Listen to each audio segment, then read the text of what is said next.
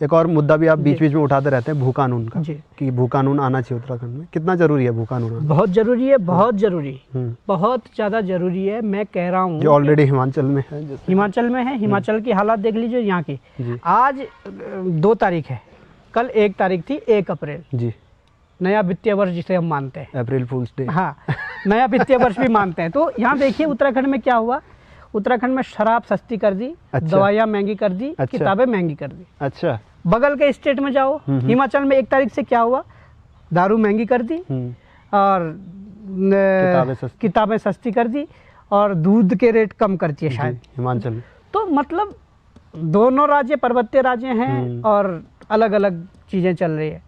हिमाचल तो बहुत आगे हैं। और अब मैं ये कहना चाहूँगा भू कानून क्यों जरूरी है।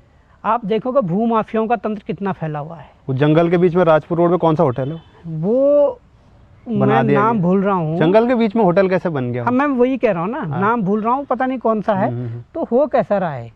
मैं ये कहना चाहता हूँ, अभी हाल ही में जो कह रहे हैं कि यहाँ पर जो हमारे लोग हैं, यहाँ पर कुछ करना चाह रहे हैं, अपने करने के लिए कुछ भी करना चाह रहे हैं, तो उसके लिए जो बाहर का लोग है वो तो बहुत जल्दी कर पा रहे हैं, यहाँ के लोग नहीं कर पा रहे हैं। क्यों? इसके पीछे ये सारा राज है।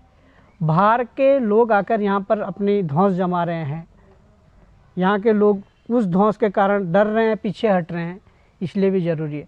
पर मैं ये कह रहा हूँ कि अगर उत्तराखंड का एक पार्ट, छोटा सा पार्ट, एक चक्राता को देखा जाए, वहाँ पर जब 371 धारा 371 लागू है, वहाँ तो कोई बाहर का 371 है, वहाँ तो बाहर का व्यक्ति कोई जमीन नहीं ले सकता। अच्छा, हाँ। वहाँ तो बाहर का व्यक्ति कोई जमीन नहीं ले सकता। अच्छा, मुझे अभी पता चली है बात। तो भू कानून क्या करना है, ऐसा कर दो कि भाई एक आप अध्यादेश लाइए, उस अध्यादेश में कानून बनाइए, उसे पारित करिए कि उत्तराखंड के चक्राता क्षेत्र में जो 371 है वो पूरे उत्तराखंड में लागू होती है, पहाड़ी क्षेत्रों में। बात खत्म। भू कानून की जरूरत भी नहीं है, वही कानून बन जाएगा। हाँ जी। हमारे जल जंगल जमीन पर हमारा अधिकार है, जल जंगल जमीन पर हमारा अधिकार है। चोपता में तो सब दिल्ली वालों के हैं, परंतु मिल कहाँ रहा है अधिकारों में? नहीं मिल रहा ना। चोपता जाओगे आप तो वहाँ दिल्ली वालों के हैं पूरे सब। हमारे जंगल है जी, उसकी सुरक्षा हमने की, बचपन से हम लगे हैं, खून बहाया हमने, मतलब अपने राज्य बनाने के लिए। और पानी है, पानी बहता हुआ कहाँ जा रहा है, पर पानी का कुछ हमें मिल पा रहा है? नहीं मिल पा रहा है। वो डैम बनाया 85% तो माटी बेटी की लड़ाई है हमारी, पर वो कुछ नहीं हो पा रहा है। आप देख सकते हैं कि जो जंगल है हमारे कैसे कट रहे हैं, धड़ाधड़ कट रहे हैं, और कहाँ जा रहा है पता नहीं।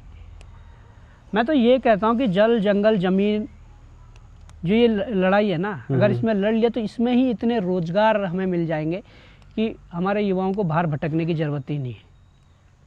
परंतु यहाँ की सरकारों ने कभी ये सोचा नहीं है। सरकार गूंगी और बेचे जा रही है। देखिए टिहरी डैम इतना बड़ा डैम हुआ, बना है, बन गया है, ठीक है।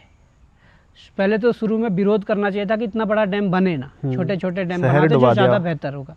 पूरा शहर डूबने के साथ कितने गांव डूबे हैं, सैकड़ों गांव डूबे हैं, वो अलग है। पर सब कुछ होने के बाद चलो डूब गया, वो भी मान लिया। अब जो बार बार हर साल जो आपदाएं झेल रहा है उत्तराखंड, वो किस क्या कारण है? वही कारण है। पर उसके बाद भी मैं ये कहना चाहूँगा कि उसके बाद रॉयल्टी जो मिलती है 12% उत्तराखंड को, टिहरी डैम से, क्या रॉयल्टी के लिए बनाया था? हमारा उस डैम पर अधिकार है। उस डैम में यदि मछली पालन का भी टेंडर डल रहा है तो हमारे लोगों को मिलना चाहिए। उस डैम में यदि बोटिंग का भी जो मिल रहा है तो हमारे लोगों को मिलना चाहिए। उस डैम में कुछ भी हो रहा है वो हम लोगों को मिलना चाहिए। वो जो जिस कंपनी ने वहाँ पर जो इन्वेस्ट किया था कई हजार करोड़, वो कब से उन्होंने रिकवर कर लिया, कब से? और तुम हमें रॉयल्टी दे रहे हो। वो अधिकार हमारे पास होना चाहिए। हमारे शहर डूबे, हमें हमारे गांव डूबे, और अभी भी वर्तमान में हम हर साल आपदाएं झेल रहे हैं उस चीज के कारण। तो उसमें हमारा हिस्सेदारी होनी चाहिए, हमें रॉयल्टी नहीं चाहिए, हमारी उसमें हिस्सेदारी होनी चाहिए, उत्तराखंड की हिस्सेदारी होनी चाहिए। जिस दिन हिस्सेदारी होना शुरू हो गई अपने बिजली पर, अपने पानी पर, मैं कहता हूँ ये 77,000 करोड़ का जो वो है कर्ज है, ये तो 1 साल में ही खत्म हो जाएगा। परंतु क्यों? नेता नहीं चाहेंगे, नेता नहीं मरेंगे भूखे। नेताओं को पता हमने तो अपने करोड़ों कमा लिए हैं।